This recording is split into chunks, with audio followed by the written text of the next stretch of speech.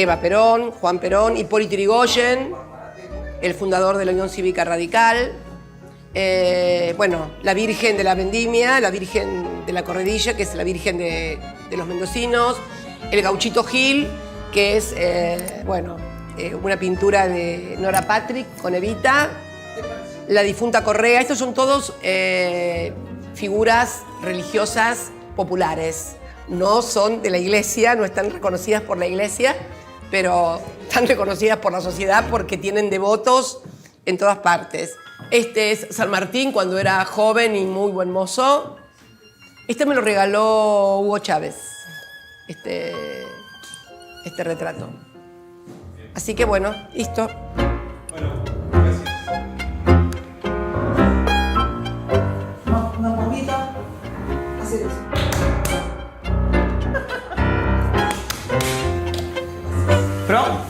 3, 2, 1, vamos. Bueno, Presidenta, estamos aquí. Esa entrevista va a ser publicada un día antes de que la justicia, en el 6 de diciembre, decida inocente o culpable.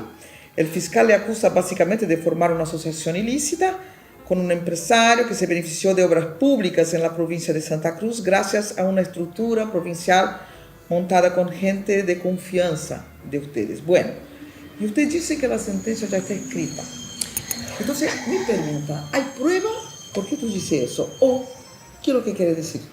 Bueno, muy simple. Esto lo dije, que estaba la sentencia escrita, lo dije el 2 de diciembre del 2019, la primera vez que le declaré en el juicio, y por una razón muy sencilla.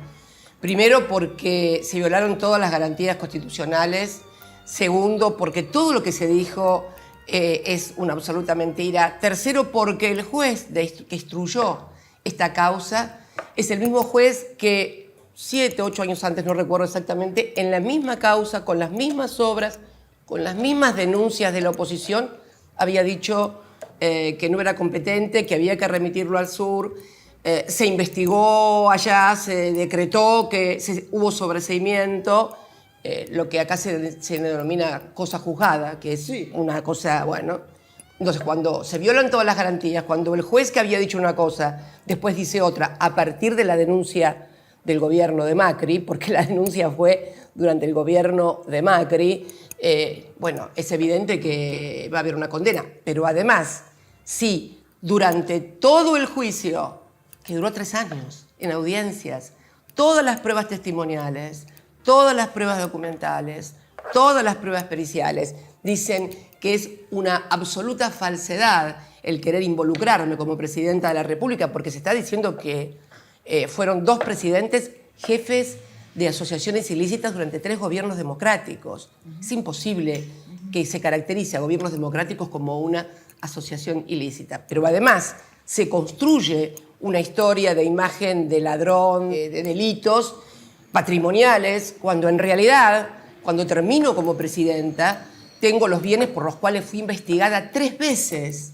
3 veces fui investigada por mi patrimonio, tanto Kirchner como yo, y fueron inclusive por uno de los jueces que hoy nos acusa. Es el mismo juez que había dicho que no podía ser competente en estos mismos delitos, pero en otro juicio en el cual se me había hecho por enriquecimiento ilícito a mí y a Néstor Kirchner, nos sobreseyó a ambos. Y los bienes sobre los cuales nos investigó son los mismos que yo tenía al 10 de diciembre del 2015. Sí. Porque el lawfare o el partido judicial, como a mí me gusta decirlo, sí, no solamente... Pero, presidente, solo para quedar claro, ese juez hizo la investigación cuando ustedes estaban en la presidencia. Exactamente. ¿Qué año fue este acuerdo? Creo que él dicta el sobreseimiento en el año 2011. Okay. Y después en el año 2012, 2013, no recuerdo cuándo exactamente. Y ahí dijo, no hay culpa y está... No, ahí dijo, son 2 juicios separados. El enriquecimiento ilícito es un juicio que va por separado. Okay. Y el juicio y las denuncias que habían hecho diputados opositores respecto de la obra pública es otro juicio. En el juicio de la obra pública en el que vos mencionás ahora, es el mismo juez que dijo, no, pero estas son obras que se hicieron en la provincia de Santa Cruz. Yo no soy competente, tiene que investigarse en la provincia de Santa Cruz y las mandó a la provincia de Santa Cruz. Se investigaron en la provincia de Santa Cruz por un juez en la provincia de Santa Cruz, o una jueza, no recuerdo exactamente, pero no respecto al empresario y respecto a las obras. Y dijo que no había delito y dictó sobreseimiento. Son las mismas exactas 51 obras públicas que ahora dicen que sí es delito acá en esta jurisdicción.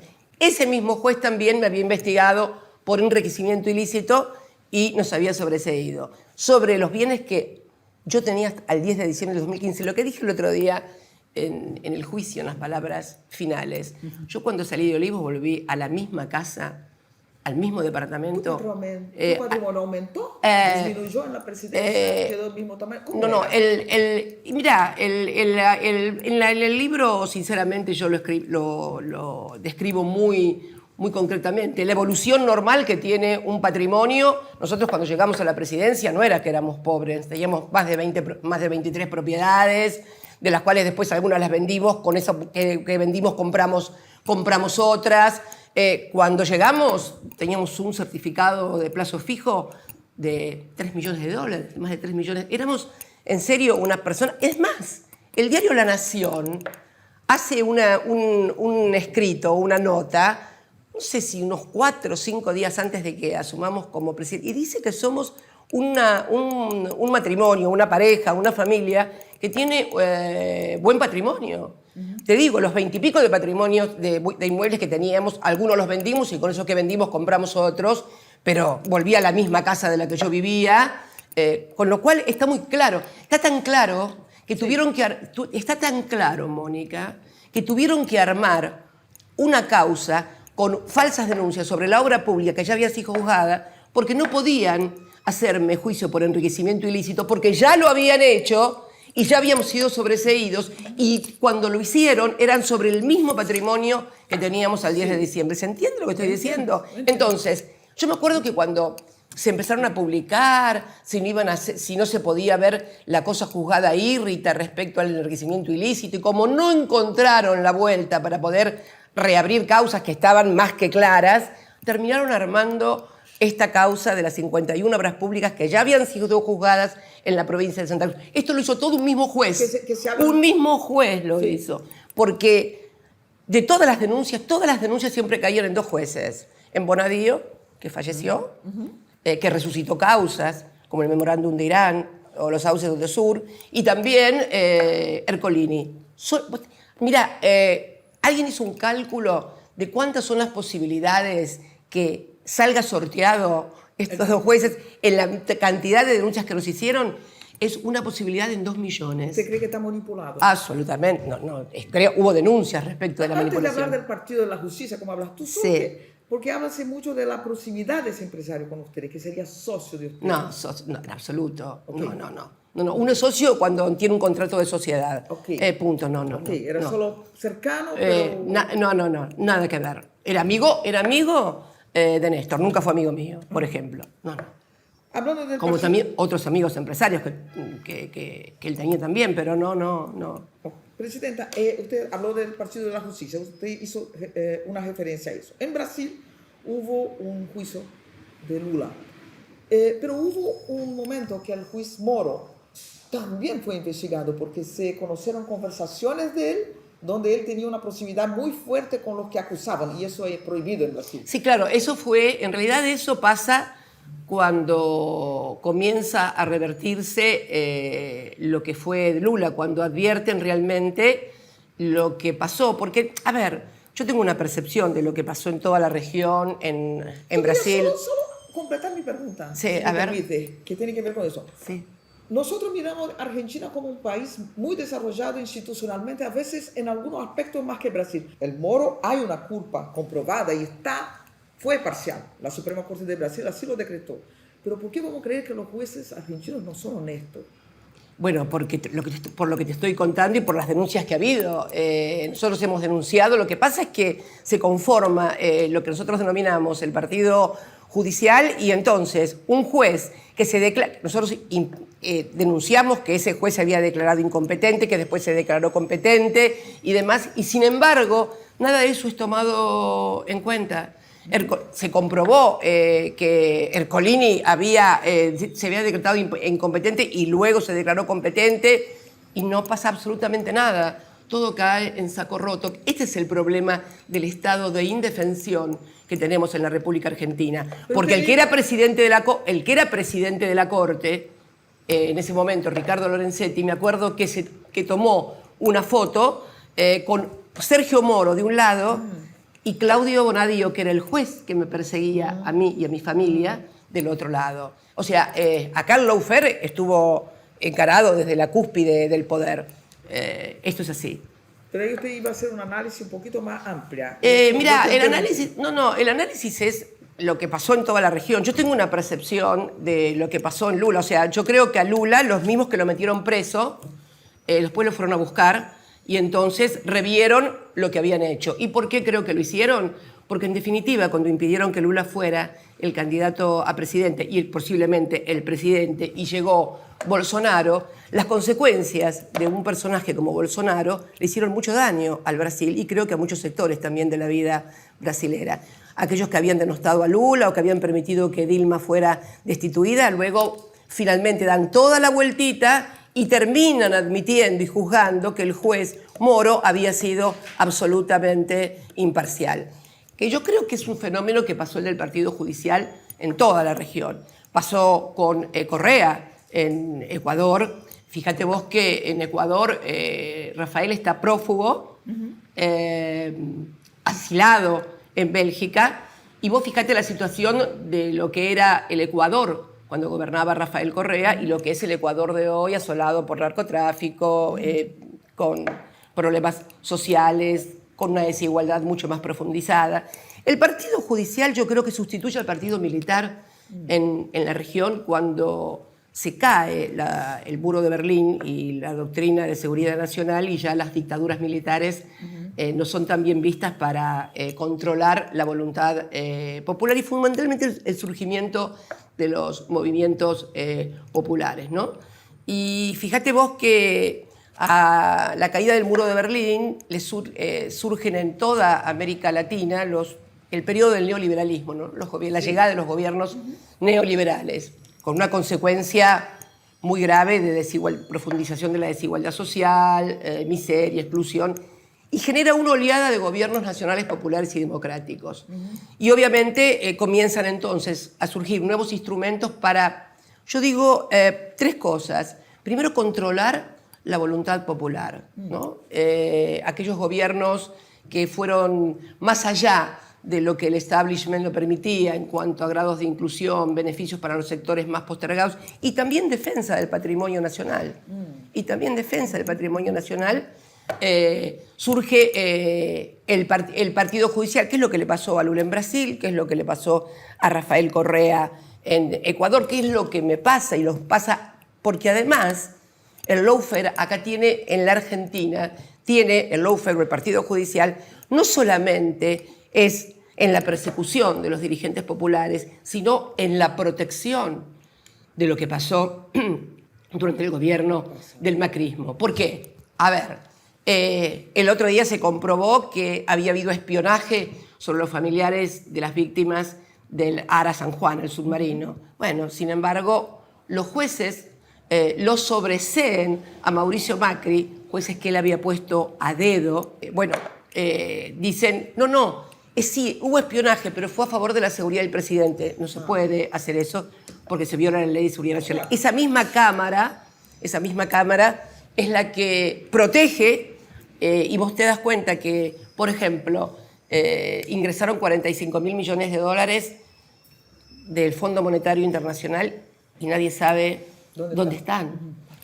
Vos me preguntabas de los jueces. El tribunal, que yo definí como un pelotón de fusilamiento que me está juzgando a mí, el presidente del tribunal integra el mismo equipo de fútbol y son amigos con el fiscal. Eso está comprobado. Esto no es muy normal, ¿no? Pero usted habló tres percepciones. Una de controlar la voluntad popular. Sí. La otra es de... La otra es de proteger. La otra es de proteger la protección a esos ¿Y la tercera? Y la tercera, fundamentalmente, disciplinar a los dirigentes políticos, para que todo aquel que tenga alguna idea de cambio, de defensa del patrimonio nacional, de defensa de los sectores más excluidos, bueno, lo piense dos veces. Nosotros tuvimos unas políticas de mucha inclusión social durante los 3 años. La recuperación de las AFJP, el pago del Fondo Monetario Internacional, la recuperación de yacimientos petrolíferos fiscales, que hoy son la reserva de Vaca Muerta, que es la segunda reserva. Hoy todos los dirigentes políticos de la Argentina se llenan la boca hablando de todo lo que se va a poder hacer con Vaca Muerta. Vaca Muerta la recuperamos nosotros en nuestro segundo gobierno, en mi segunda presidencia, con una ley enviada al Congreso, y aprobada mayoritariamente. Entonces creo que hay también una forma de obturar, primero de estigmatizar a los gobiernos populares que son ladrones, Yo he visto en estas últimas elecciones en Brasil cómo la gente partidaria de Bolsonaro, inclusive muchos jóvenes decían, no lo vamos a votar a Lula porque estuvo preso, ¿cómo vamos a votar a un preso que es un ladrón?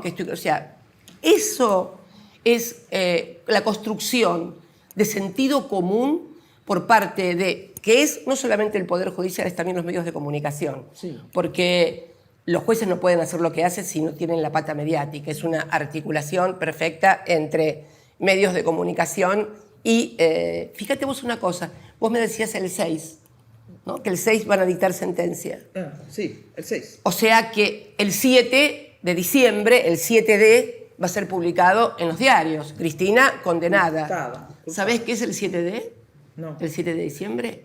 Fue un día muy emblemático en la República Argentina durante mi segunda presidencia, en la cual, luego de sancionada la ley de medios, que establecía que aquellos sectores empresarios de la comunicación que eran demasiados concentrados, que tenían demasiadas cadenas de televisión, demasiados cables, medios, canales abiertos, diarios, debían desinvertir para poder estar acorde y no tener posición dominante o monopólica. Bueno, el 7D fue un emblema muy fuerte, una política muy fuerte de nuestro gobierno, luego de sancionada la ley de medios. ¿Qué para coincidir?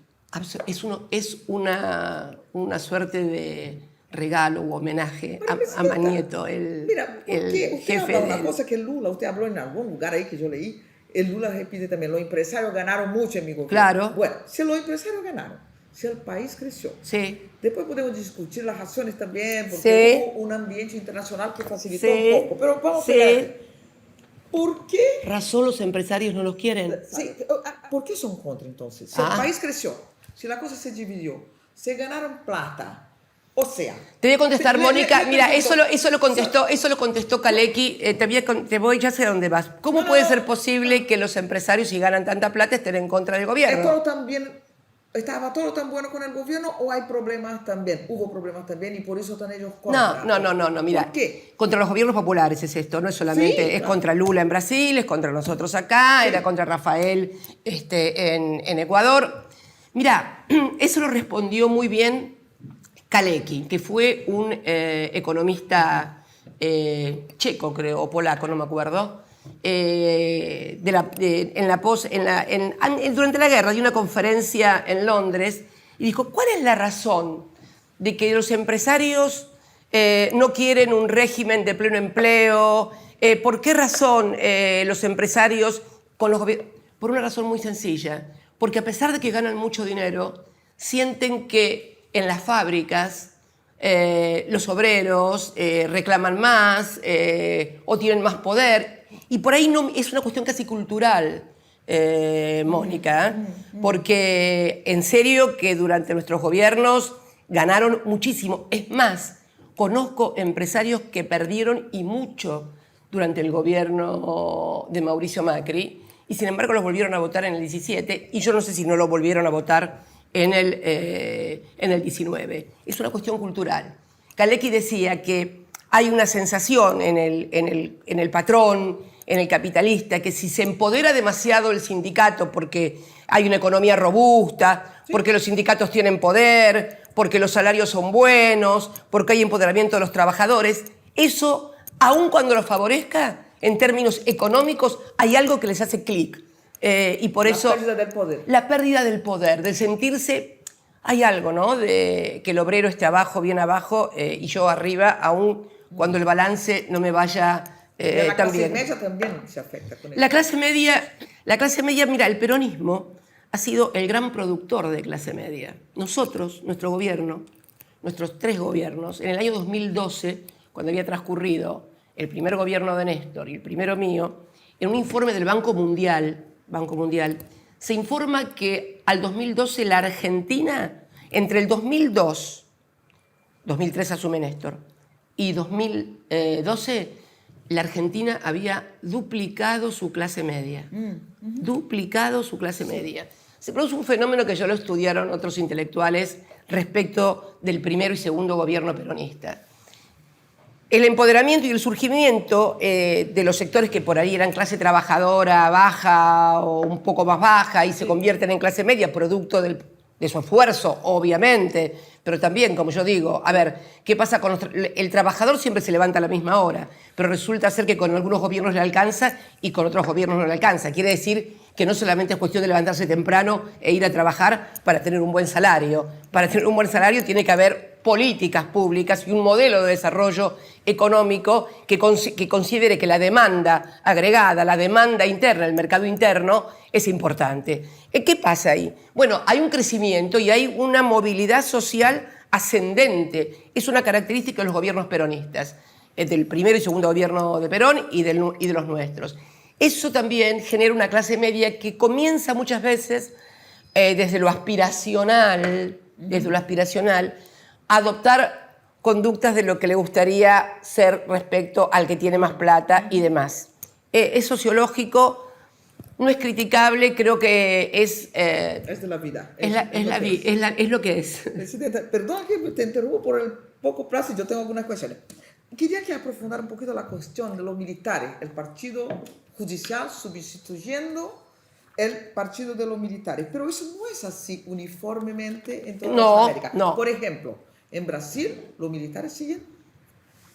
Se ganaron fuerza ahora. Pero es que hay una... y acá, con piedras, yo creo que No. Es que hay una... el partido militar en la Argentina sufrió una profunda derrota durante Malvinas y los 30.000 desaparecidos. Digamos que los procesos militares no fueron iguales en todas partes. Primero, en Chile, que es lo más parecido al proceso militar argentino por el grado de represión que tuvo con Pinochet, lo cierto es que la economía en Chile con Pinochet no tuvo el fracaso que tuvo en la Argentina con los militares y fundamentalmente también el episodio de Malvinas. El episodio de Malvinas. Y otra cosa, en Brasil, por ejemplo, las dictaduras brasileñas no tuvieron punto de comparación con los procesos en la Argentina. Primero, en Brasil los militares no fueron desindustrialistas, al contrario, industrializaron el país, tomaron deuda, pero capitalizaron el país a través de las industrias.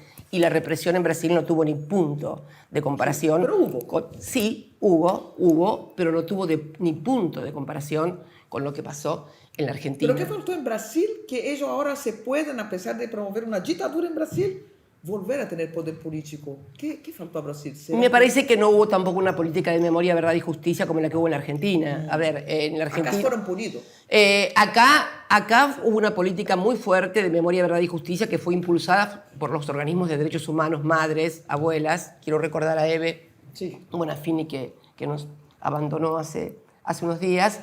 Y fue rescatada luego también por el gobierno del presidente Kirchner. Más allá de lo que el presidente Alfonsín también hizo el juicio a las juntas, pero en el juicio a las juntas finalmente solamente fueron muy castigados 2 de los integrantes de las juntas, pero después no pasó absolutamente nada, ¿no? Esto lo cuenta muy bien la película que se estrenó hace pocos días. En realidad es a partir del año 2003, con la llegada del presidente Kirchner, donde la política de memoria, verdad y justicia que habían demandado las organizaciones de derechos humanos, los familiares, las víctimas, es ¿Y cuando... usted cree que eso hace diferencia? Yo creo que eso hace la diferencia también, sí, claro.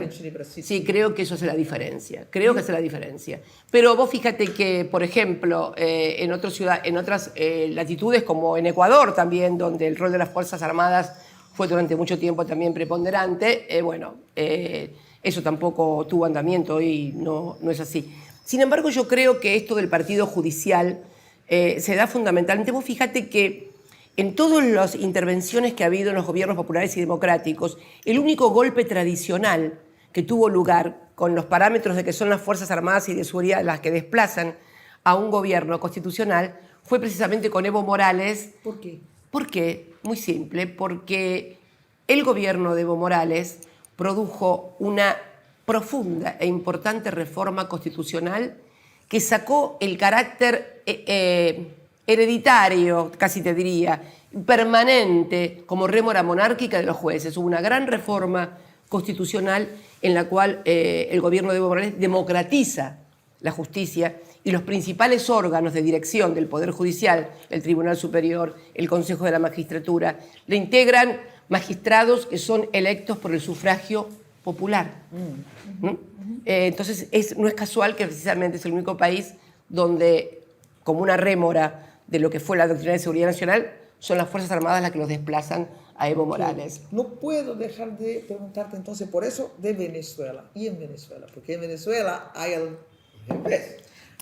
hay lo que se llama, es que en realidad llaman de una dictadura. Es que en realidad los procesos los procesos de América del Sur, ninguno, si bien tuvieron un punto en común en que fueron procesos democráticos, porque llegaron todos por el voto popular, el otro punto en común era de defensa del patrimonio nacional, el otro punto era de inclusión de mayorías que habían sido excluidas económica y socialmente. Esto se dio en todos, pero los gobiernos fueron todos distintos, porque son distintas nuestras realidades. No hay una fórmula para aplicar monocordemente. Y en algún momento decíamos, había un militar en Brasil, un indígena en Bolivia, un obrero por Lula en Brasil. Llegamos a tener un obispo en Paraguay, sí. un abogado aquí en Buenos Aires, con el caso de Néstor. Me parece que no se puede extrapolar lo que pasa de un lado al otro y querer aplicarle como etiquetas. De cualquier manera, lo que vos me preguntás, la definición de dictadura en el caso de Venezuela parece ser que está siendo revertida ahora, porque parece ser que ahora el Departamento de Estado ha dejado de ser un dictador Maduro para convertirse en el presidente de Venezuela. ¿Tu opinión? La opinión de usted. No, los que surgen de voluntad popular no pueden ser nunca dictadores. Sí. Y además, fundamentalmente, hay una alianza muy fuerte en Venezuela entre las Fuerzas Armadas y el partido político que representaba a Chávez. Chávez era un militar. Chávez era un hombre que era profundamente militar, Hugo. Así que es una alianza muy fuerte la que hay ahí. Ahora, definirla de la manera que la han definido, no me parece. Okay. Presidenta, solo para después quiero pasar a Lula, pero solo para terminar aquí del Partido de Justicia. Usted habla de reforma democrática en Bolivia y ustedes intentan hacer algunas reformas aquí. Y sí, claro, intentamos hacer una reforma. Durante nuestro segundo gobierno, durante mi segunda presidencia, hicimos un proceso de democratización de la justicia, que eran leyes. Enviamos leyes al Parlamento. ¿En qué consistían estas leyes? Que el Consejo de la Magistratura, que es el órgano máximo en el cual se designa a los jueces o se los destituye, y que está integrado por académicos, jueces, abogados y legisladores. Los legisladores obviamente son elegidos por voluntad popular porque son los legisladores que están en actividad en representación de los partidos políticos.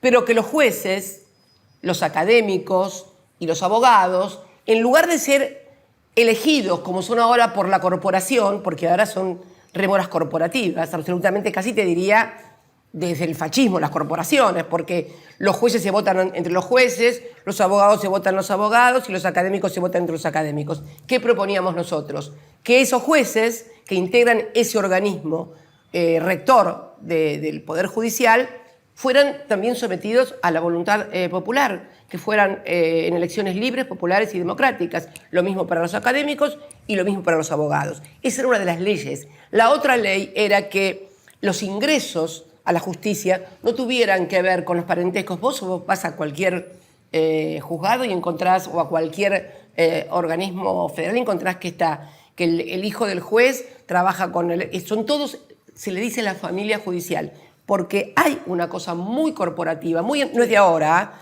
que viene enraizada profundizada, si a esto le sumás gente que una vez que la nombran dura eternamente hasta que se jubila con rémoras monárquicas, todo esto va creando un sentimiento de pertenencia corporativo profundamente antidemocrático que no es bueno. Es una rémora que si un presidente tiene que ser elegido cada 4 años, que si los legisladores tienen que ser elegidos y renovados cada 2 años, haya todavía sectores que son los que deciden además, porque cuando hay un conflicto en la sociedad o cuando hay un conflicto entre poderes. El judiciario no tiene el papel, el rol ahí justo de ser a veces contra el popular. No, como contrapoder, decís vos. Un contrapoder. Un contrapoder, no. No ir por la voluntad popular, sino que hacer la justicia que muchas veces... No, pero esto, no bueno, tiene... pero eso me parece de una ingenuidad, perdóname, Mónica. Es la vieja teoría del contrapoder, pero que el contrapoder ¿contra quién? El contrapoder para asegurar qué cosa. El contrapoder para asegurar, por ejemplo, con una medida cautelar de que la ley de medios no se pudiera aplicar y entonces siguiera el monopolio en el 7D. Eso es el contrapoder. Me parece que es el contrapoder democrático. Es un contrapoder absolutamente democrático, porque si nosotros no podemos garantizar que la justicia se organice democráticamente y que además los jueces que lleguen también por su capacidad, que también los organismos que los eligen o los designan sean elegidos democráticamente y tengan que rendir cuentas también. Los organismos, no los jueces. No, los jueces, no. Eso que me quería quedar claro. Claro. Incluso la Suprema Corte. Incluso eso no lo propusimos. Eso no lo propusimos. Nosotros nos quedamos en Bolivia está el Tribunal Superior, el Tribunal Constitucional y el Consejo de la Magistratura, que son los órganos que dirigen a los jueces distritales y demás, son por voluntad popular. Los jueces de abajo, no. El proyecto nuestro era únicamente el Consejo de la Magistratura, no los jueces, que son los que garantizan. ¿Por qué? Porque en definitiva son los que deciden sobre la libertad y el patrimonio de todos. Y además, porque son la última palabra dirimente. En una democracia, cuando un ciudadano se siente avasallado o cuando tiene que ir al Poder Judicial, ya sea contra una decisión del Poder del Estado o contra un privado o contra una empresa, gran empresa, y entonces el que decide sobre la vida, sobre la libertad y sobre eso, tiene que tener una absoluta transparencia y que haber sido producto de democracia. Me parece, porque además no podemos ignorar hoy el grado de permeabilidad que hay desde el poder real. Desde el poder real, porque el que crea que un presidente es el que tiene el poder real es que no entiende en el mundo en el que vive. ¿No? En nuestros países, quien es presidente, si tengo que decir del 100% del poder, ¿cuánto maneja? Y un 20, un 30. 30%. Y sí, o menos también, porque vos tenés hoy una articulación del mercado, de las empresas, de la financiarización del capital, y si además de esto quedás como quedó la Argentina ahora atrapada con el Fondo Monetario Internacional, donde vienen y te marcan las políticas, el poder de un presidente, la verdad, es bastante pequeño. Presidenta, solo para que terminemos la cosa de la justicia. La Suprema Corte, ustedes están proponiendo que se aumente el número de las personas. Bueno, es siempre polémico cuando se habla de justicia y ahí yo estoy haciendo un paralelo con Brasil. Bolsonaro quería hacer eso. Y eso fue interpretado... Pero no tengo nada que ver con Bolsonaro. Pero eso fue interpretado... No, el problema que tenemos hoy... Eso fue interpretado como una tentativa de un golpe de él. Y ahí se frenó mucho. Pero me parece que comparar sin ver cómo se desarrolla en cada lugar... acá nosotros... Hoy la justicia tiene una Corte Suprema de 5 miembros, de los cuales solamente quedan 4. ¿No? 2 de los cuales, designados por Macri, entraron por la ventana. Aceptaron ser designados 2 miembros de la Corte hoy, el doctor Rosati y el doctor Rosenkrantz, aceptaron ser designados por un decreto del Poder Ejecutivo firmado por Macri. ¿Te das cuenta? O sea, un integrante de la Corte que aceptó que Macri le firmara un decreto para nombrarlo, que no pasara por el Senado. ¿Ah, no pasó? No, pasó después de 6 meses. Se armó tal escándalo y tal revuelo que pasó después de 6 meses. Bueno, y esa Corte tiene hoy una por lo menos una parte de la población, una parte de la sociedad desconfía profundamente de esa corte. Tenemos que el 50% de esa corte de hoy, son 4, el 50% lo designó Macri por decreto y aceptaron ser. O sea, ¿yo puedo confiar en alguien que acepta ser designado en contra de la Constitución, que va a respetar la Constitución? No parece muy serio, ¿no? Bueno, esto es lo que está pasando en Argentina. Los gobernadores entonces, no una persona, los gobernadores propusieron una ampliación de la Corte a más miembros. Sí, porque además es una Corte muy pequeña. La de Brasil, ¿cuántos tiene? 11. Claro, acá son 5, que en realidad son 4 ahora. Te aclaro que la que reduje, cuando yo era presidenta, la ley establecía que eran 9. Cuando llegamos al gobierno eran 9 los integrantes de la Corte. Se varió mucho con Menem. Bueno, no, pero claro, la que la reduje fui yo. A 5. A 5. Pero muy poco. Exacto, muy poco. ¿Pero por qué? Porque quise dar un gesto de que no quería manejar la Corte ni poner más gente. Bueno, gesto que evidentemente no sirvió porque siguieron diciendo que yo quiero manejar la justicia. Pero hoy realmente se necesita una Corte ampliada. Presidenta Lula, vamos a hablar de Lula. Sí. Primero que todo, yo quería saber si usted hablaste con él después de la victoria, cómo está su relación con él, qué hablaron. Bueno, ¿Cómo su victoria? No voy a hablar de lo que hablamos porque no voy a decir lo que hablé con él porque me deberías haber dicho que me lo ibas a preguntar así le consultaba personalmente si podía decirlo, pero... Si querés lo llama. No. Sí, en la próxima, si querés, te cuento si él me autoriza que lo diga. Tuvimos una conversación muy buena y muy interesante acerca de cuál es su mirada hoy de lo que hay que hacer en Brasil y de lo que él quiere hacer. Que por supuesto no lo voy a decir porque no corresponde, sería impropio que yo repita una conversación privada. Claro. Pero la verdad que lo vi muy sereno, muy firme, muy claro. Ya lo había visto así cuando estuve con él compartiendo actividades acá en diciembre del año pasado. Pero la verdad que lo escuché, lo sentí muy bien. Justo el día que habló conmigo, al otro día o ese mismo día iba a Brasilia porque quería entrevistarse con los presidentes de las cámaras. Así que lo vi muy bien y muy seguro y muy claro sobre lo que él tiene que hacer en el Brasil. Usted sabe que no va a ser el mismo gobierno, imposible, porque es que nadie bebe en el mismo río. Porque el río siempre corre. El río en aquel momento para ustedes todo estaba lleno de pescado, o sea, era un momento de las commodities muy valoradas y todo se desarrollaron mucho. Bueno, las commodities ahora, con el tema de la guerra, lo que es combustibles, lo que es petróleo, está valorado, ¿no? Me parece que está valorado. Lo que pasa que... Y Lula llega a un Brasil donde el Fondo Monetario no retornó, así que yo creo que se va a poder hacer bien. Sí. Bueno, y ahí acá se habla. Cristina no es Lula, porque Lula es una persona más suave, más agregadora, y usted es una persona que polariza más. ¿Cómo mira eso? Porque claro que hay paralelos. Si veo la última elección, te diría que Lula se cristinizó, en todo caso. No. De ninguna manera eso podría ser antes.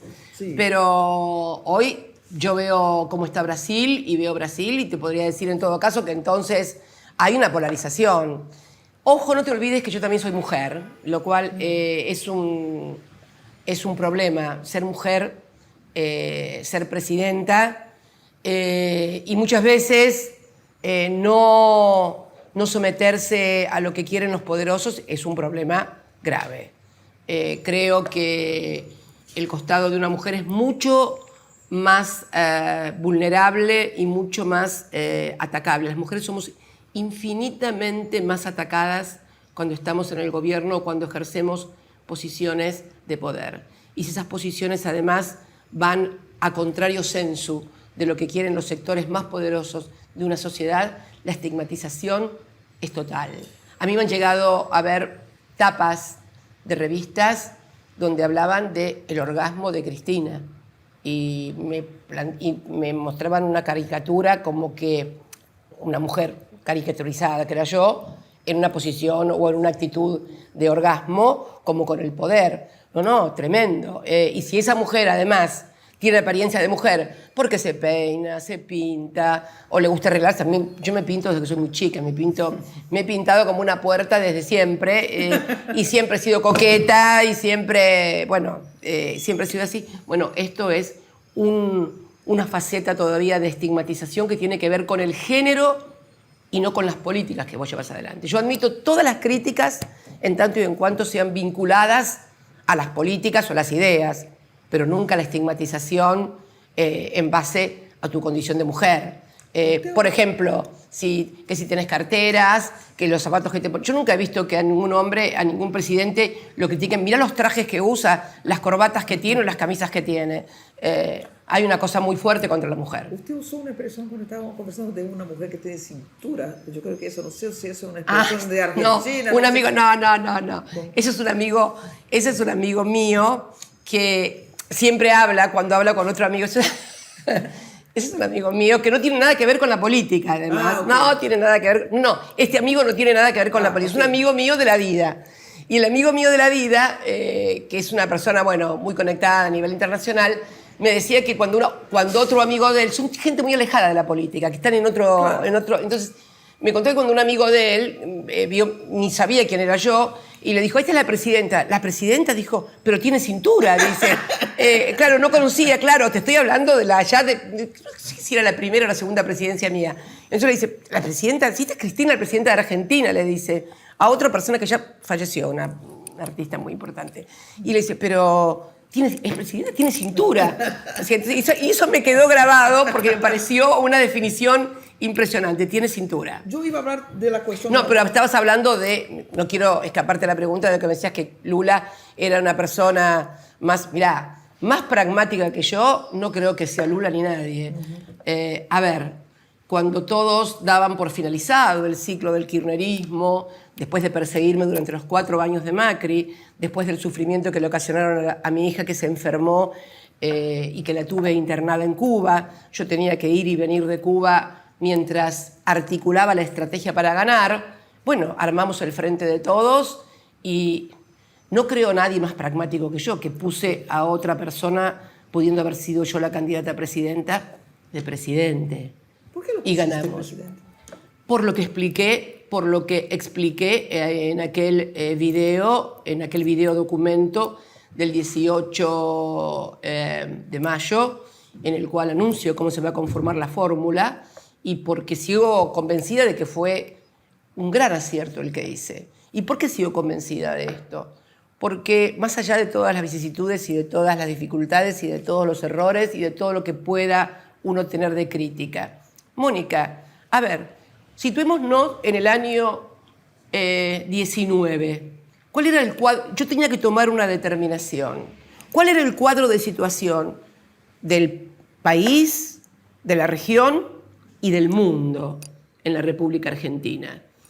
Trump, que iba a ser reelecto, porque nadie dudaba de que Trump iba a ser reelecto y que era una cuestión de mero trámite porque la economía de Estados Unidos volaba, iba a ser reelecto, le acababa de prestar 45.000 millones de dólares en un préstamo inédito en la historia a Mauricio Macri para que ganara las elecciones. Pero aparte lo dijo Claver Carone, ¿te acuerdas?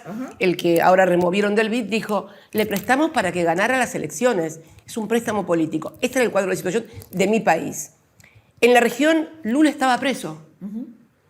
Cuando yo decidí tomar esta decisión, Lula estaba preso. Y acá en la Argentina, yo era cuestionada dentro de mi propio, digamos, dentro del partido político del peronismo. Había sectores que bueno, que no, que la CGT estaba medio que con Macri, que iba para ahí, que los movimientos sociales no sabían qué iban a pasar.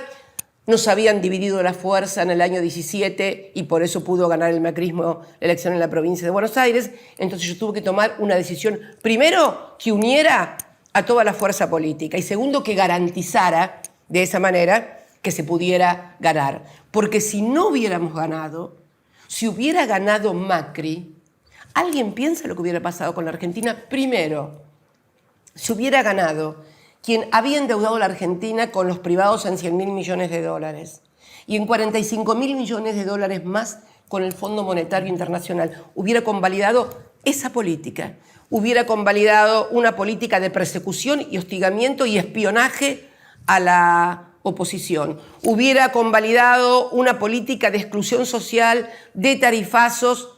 Hubiera sido terrible e irreparable. Por eso digo que cuando uno toma una determinación, esa determinación tiene que ser analizada en el contexto en el cual la tomó. Y con respecto al pragmatismo, te vuelvo a repetir, no conozco en el mundo ningún líder político que, pudiendo haber sido candidato y ganado él, haya puesto a otro de candidato para garantizar la fuerza. Así que esto de que Cristina no es pragmática, que Cristina esto... Polarizadora. Soy mujer, soy polarizadora, soy mujer. Este es el problema. Si yo grito, histérica, está gritando, loca, como le decían a las madres de Plaza de Mayo, locas. Si el hombre, qué fuerza que tiene, es un tipo fuerte, es un tipo fuerte. Si Bolsonaro, en lugar de ser hombre, hubiera sido mujer, ya lo hubieran encerrado. Ya la hubieran encerrado.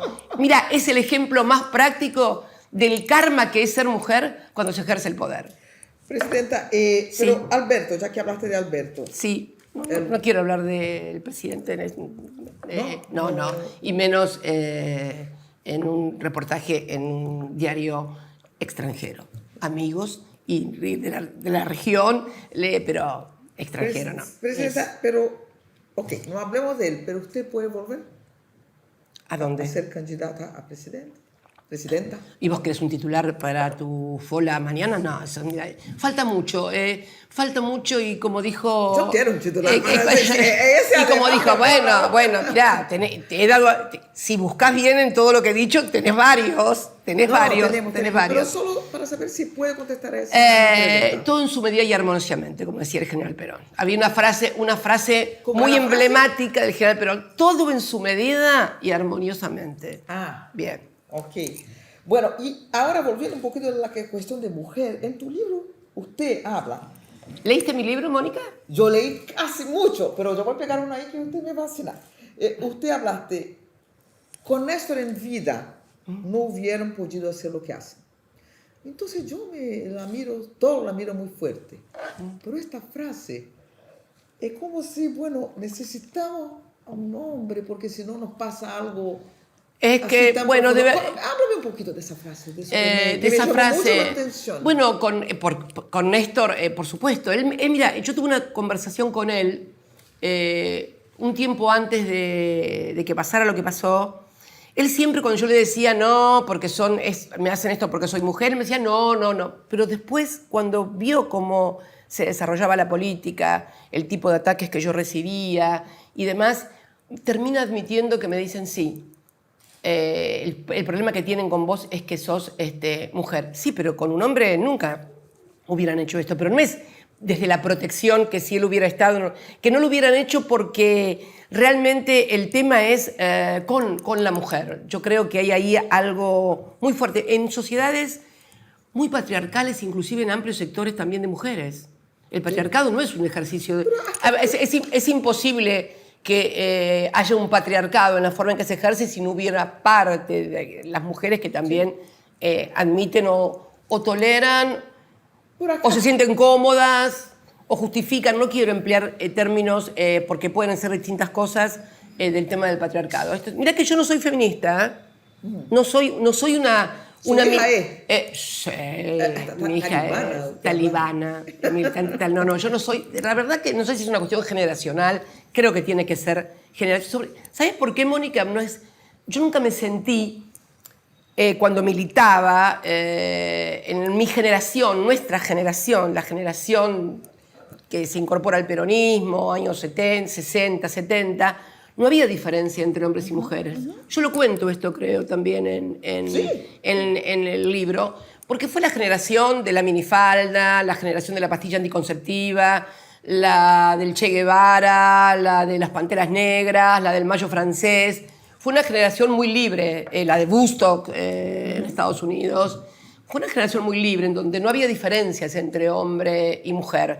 Eso después se terminó, son ciclos históricos, periodos históricos, por distintos motivos, y vuelven y resurgen así tendencias conservadoras, ¿no?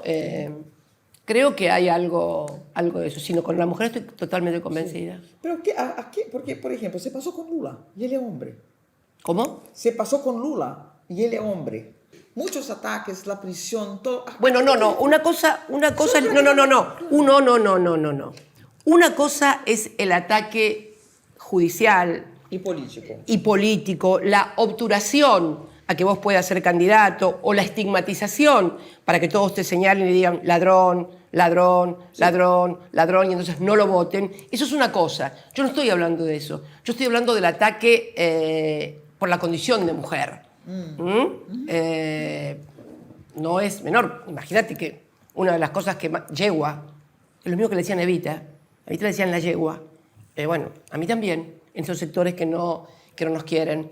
Es complejo. Y además, todo esto ahora se ha sumado a la aparición de un fenómeno global acá en la Argentina, que es el discurso del odio, ¿no? Un discurso del odio incentivado por la fake news, por las redes, por el fenómeno de los celulares y de la internet, en donde grupos violentos comienzan a conectarse entre sí. Y entonces, ¿qué pasa? Antes eran grupos que no tenían ningún tipo de conexión entre ellos. Ahora de repente alguien que entra en internet a buscar tal cosa, luego comienza a recibir mensajes y entonces parece que fuera todo el mundo el que piensa igual. ¿Viste como cuando vos ponés algo, buscas algo en internet, no sé, una ropa, un par de zapatos y después te entran a venir anuncios de zapatos de todas partes? Bueno, sí. Cuando vos buscas algo en la red respecto a Hitler, al fascismo, a los antivacunas, a los terraplanistas, después te comienzan a venir todos los mensajes. Entonces,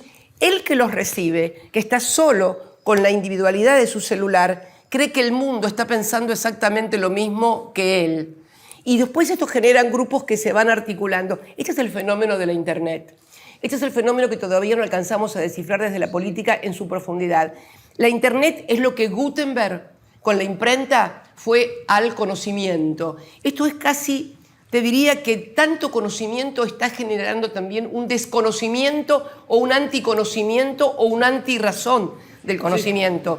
Porque, a ver, que haya gente que discuta que la Tierra es plana y que no es redonda, entrar en la casa del marido de Nancy Pelosi y querer romperle la cabeza de un martillazo, querer pegarme un tiro a mí a 15 centímetros, de mi cara, claramente, más allá de que el atentado contra mi vida tiene una fuerte connotación política. Sí, porque los grupos estos estaban todos directamente vinculados con los grupos de derecha que aparecieron financiados por empresarios vinculados con el macrismo y que fueron hermanos de alguien que fue funcionario del macrismo, que fue el que endeudó a la Argentina. ¿Usted cree que hay un mandante? ¿Cómo? Sí, claro. Absolutamente. ¿Un mandante o un grupo? ¿Hay Yo prueba de eso? Por lo pronto, acá tenemos el problema con el Poder Judicial. Cuando el Poder Judicial me tiene como acusada, cuando el Partido Judicial me tiene como acusada, formo parte de una asociación ilícita creada en la imagen de ellos y demás. Ahora, cuando atrapan a gente que estuvo tirando antorchas encendidas a la Casa de Gobierno, que fue con bombas Molotov a mi casa luego que el fiscal terminó el alegato ese donde denunciaba y mentía y daba falsedades. Cuando encuentran mensajes donde dicen que hay que matarnos y para hacerlo hay que infiltrarse entre los que van partidarios de ella y cuando no se den cuenta tirarle un corchazo, un tiro, esto está escrito entre gente que se comprobó que recibió 17 millones de pesos de empresarios de los Caputo, empresarios vinculados a hermanos de quien fuera funcionario de Macri y primos de quien fuera un empresario importantísimo, amigo del alma de Macri. Cuando además una persona escucha en un bar que el que fue secretario de Seguridad dice: cuando la maten yo voy a estar camino a la costa, y después se comprueba que esa persona iba a las marchas de todos esos violentos que terminan en la puerta de mi casa queriéndome matar o tirándome bombas Molotov, cuando uno de los propios jueces dice hay que estudiar todo esto junto porque forman parte del mismo grupo, pero los jueces que puso Macri dicen no, son dos cosas diferentes, uno por acá, y la jueza que también puso Macri, que es la que está a cargo de mi investigación, tampoco quiere investigar. ¿Qué crees que piense, Mónica? Sí. O sea, ¿que me quieren presa? o muerta, que esto es lo que está pasando en la República Argentina. Eso. ¿Miedo en qué De sentido? morir. ¿Tuviste miedo en el momento? Ni miraste. No, que no lo me que di era. cuenta. No, yo me di cuenta después.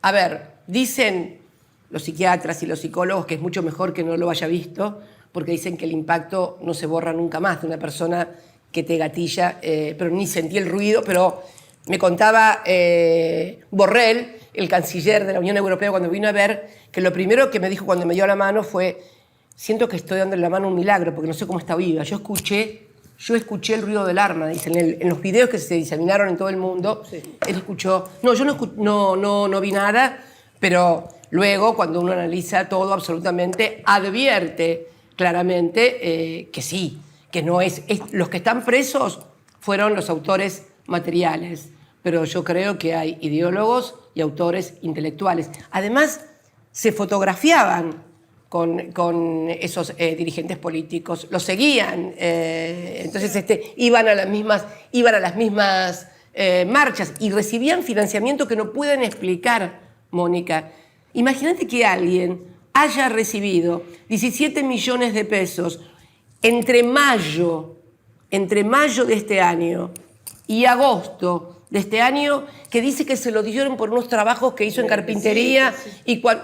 Y cuando van no existe nada, ni la carpintería, ni los trabajos, ni nada. Gente, si esto fuera la inversa, estaríamos todos presos. O sea, nosotros. ¿usted cree que hay? Usted no tiene las pruebas, pero... No, pruebas hay. No, perdón. No la buscan. No, perdón. Pruebas hay. Hay 17 millones de pesos que fueron entregados desde un fideicomiso de Caputo a estos grupos violentos que querían mi muerte para destituir al gobierno, que hicieron incendiar la casa de gobierno, que fueron con molotov a mi casa. Sí, los dejaron libres. ¿Quiénes los dejaron libres? Los jueces puestos a dedo por Mauricio Macri antes de irse del gobierno. Entonces, no es que son ideas mías. Hay pruebas. Lo que pasa es que este partido judicial del cual vos me preguntabas, ¿y por qué todos los jueces en la Argentina? Bueno, porque eso está pasando en la República Argentina. Jueces puestos por Macri que lo protegen a él y que protegen a los que quisieron matarme a mí y que no investigan absolutamente nada de lo que pasó durante el gobierno de él, de desfalcos, de préstamos que ingresaron al país y que no... El otro día cuando dije esto, ¿dónde están los 45.000 millones de dólares? No se sabe dónde están del Fondo Monetario. Un amigo, un dirigente político me llamó, me dijo, estás equivocada, ahí fue un error tuyo, me dijo. ¿Por qué? Le digo, fíjate en los balances de BlackRock y de todos los fondos de inversión que ingresaban a la Argentina durante 2 años y que después se fueron todos cuando el gobierno se cayó y el fondo le puso si querés los 45.000 millones de dólares, buscaros en los balances de los fondos de inversión que vinieron a hacer la bicicleta financiera a la República Argentina y cuando vieron que ya no se podía hacer más, se fueron y el fondo les puso la plata para que pudieran salir. Esto es. ¿Usted te asustaste? ¿Cambiaste tu vida? ¿O está, o sigue? No.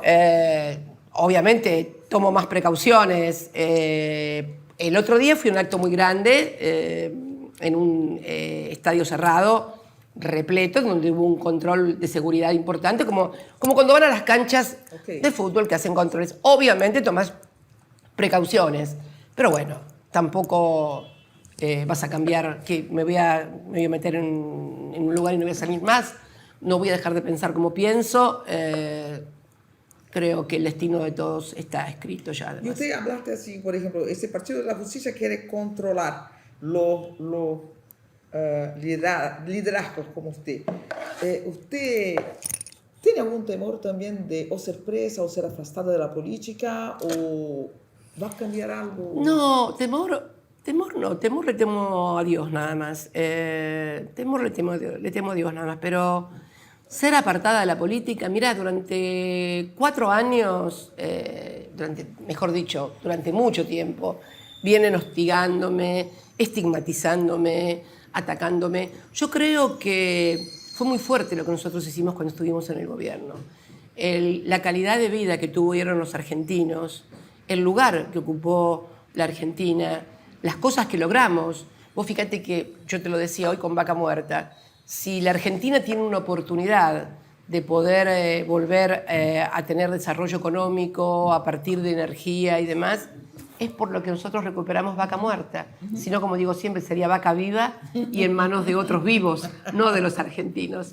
Y eso lo recuperamos. Con ASAI-FJP nosotros pudimos darle un sistema previsional a los argentinos, que es el de mayor cobertura de toda América Latina. Más del 90% de los adultos mayores en la República Argentina tienen cobertura previsional. La asignación universal por hijo, que fue una política de carácter universal para los niños y las niñas, la creación de más de 20 universidades y la posibilidad y la movilidad social ascendente. Cuando nosotros estábamos, el salario alcanzaba, la gente podía ahorrar, la gente podía pensar que el año que viene podía ser mejor que el año anterior. Curiosamente, por ahí, si le preguntabas cómo está el país, no, el país está mal. ¿Y usted cómo está? Yo estoy bien, porque producto de los medios de comunicación, todo el día martillando. Pero la realidad es esa. El lugar que nosotros hemos construido en la historia y que yo soy una persona que toda la vida desde muy joven me gustó mucho la historia, la política y la posibilidad de trascender y de cambiar, pasar por la vida y que solamente te recuerden las personas más cercanas tuyas. A mí me parece que es muy importante pasar por la vida y decir, hemos hecho algo por los demás. Hemos hecho algo por los demás. Yo acuñé una idea, algo que comuniqué, que la patria es el otro, y es eso, me parece, ¿no? De levantarse y pensar qué se puede hacer por el otro. Esto para mí es central, es la forma de trascender, de trascendencia, no de fama. La fama es pura cuento, como dice. Bueno, la fama ustedes ya tienen. No. La trascendencia. Okay. Trascender es otra cosa. ¿Por qué seguir, Presidenta? Ella me hizo la sugerencia de hacerte esa pregunta, porque se hace mucho también a Lula. Tú ya hiciste tanto, ¿por qué seguir? ¿Qué te prende a eso?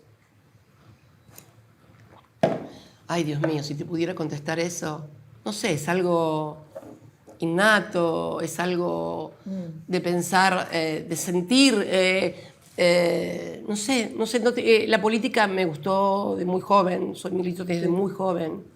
Es como preguntarle a un médico por qué sigue operando, o a vos por qué seguís siendo periodista, o al otro por qué sigue construyendo puentes, por qué sigue pintando cuadros, a Picasso, y Picasso pintó cuadros hasta que se murió, y bueno, me parece que es eso, y leer y escribir, porque la política no es solamente ocupar un cargo, no es solamente ser presidente, vicepresidenta, senadora o diputada. Es poder enhebrar ideas, transmitirlas, que haya gente que las reciba, que las sienta, que haya gente que ayudara a interpretar y a decodificar.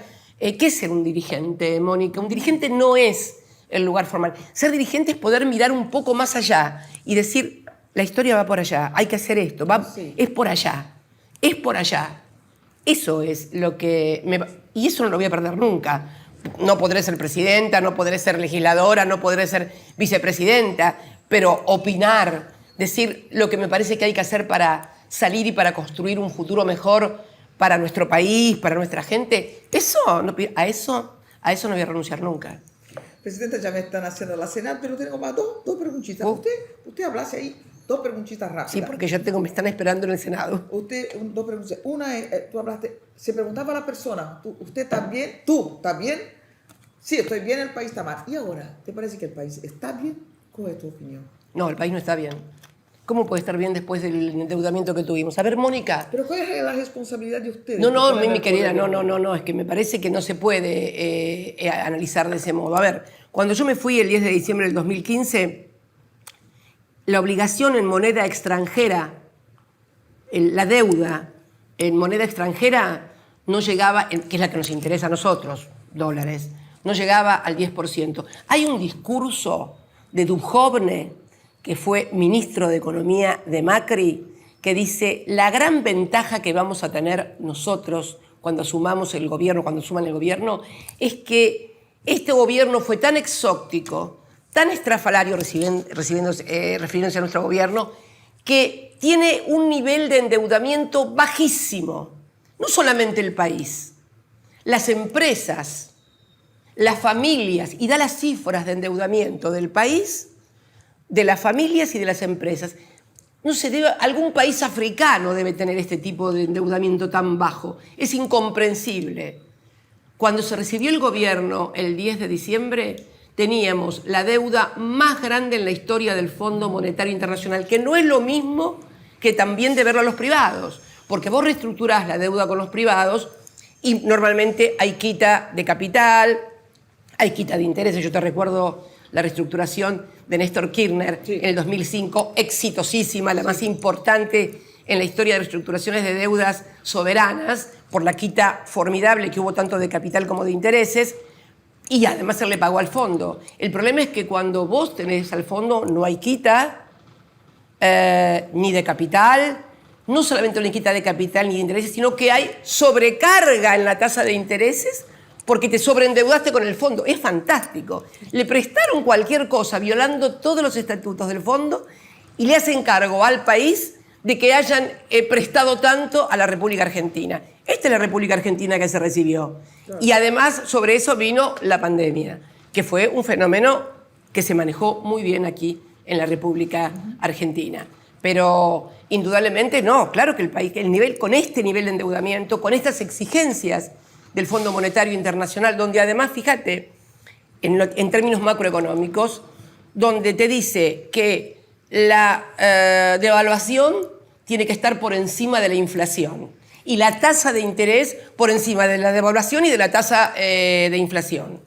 O sea, una política que se retroalimenta a sí misma en la inflación, que es la vieja receta del fondo de siempre, ¿eh? No es ninguna novedad lo que están poniendo. Ahora, esto no es imputable al gobierno, esto es imputable a la situación que se recibió de endeudamiento, porque desde el año 2005 la República Argentina, junto con Brasil, y aquí yo quiero rescatar porque fue una decisión tomada en conjunto entre el presidente Kirchner y el presidente Lula, le pusieron toda la plata al Fondo Monetario Internacional para que nunca más viniera a dar instrucciones a nuestros países de cómo debía ser la política macroeconómica o microeconómica del país. Mauricio Macri lo trajo de vuelta al país. Hoy la Argentina está como está porque estamos pagando las consecuencias de ese brutal endeudamiento. Más allá de las diferencias que yo he tenido con mi propio gobierno, que han sido públicas y que no vale la pena repetirlas porque ya las conoce todo el mundo. Entonces, esta es la clave. Ignorar eso o querer tapar eso es que tapar el sol con la mano. Presidenta, tenemos que irnos. Quiero la última, de verdad. Vamos. Es porque estábamos hablando del Néstor y ahí me vino en la mente que siempre se habla, el poder es algo muy solitario, pero usted siempre lo ejerció junto a él. Así es. Y entonces yo creo que cuando él estaba, no debería ser tan solitario. ¿Cómo te sientes ahora? ¿Te sientes sola? No. Lo extraño, obviamente, y mucho, porque él no solamente era un compañero, un militante, era mi mejor amigo. Era con la cual yo podía hablar, discutir, pelear. Nuestras discusiones, los que las han presenciado son legendarias. Sí. Los que han tenido la suerte de presenciar esas peleas eran discusiones muy grandes, pero no me siento sola, me siento acompañada en esta polarización que vos decís y que es cierta, es real. Así como hay gente que no te quiere y te insulta y te agravia, hay mucha gente que también te quiere, te apoya, reza por vos. Y bueno, eso siempre es bueno. Bueno.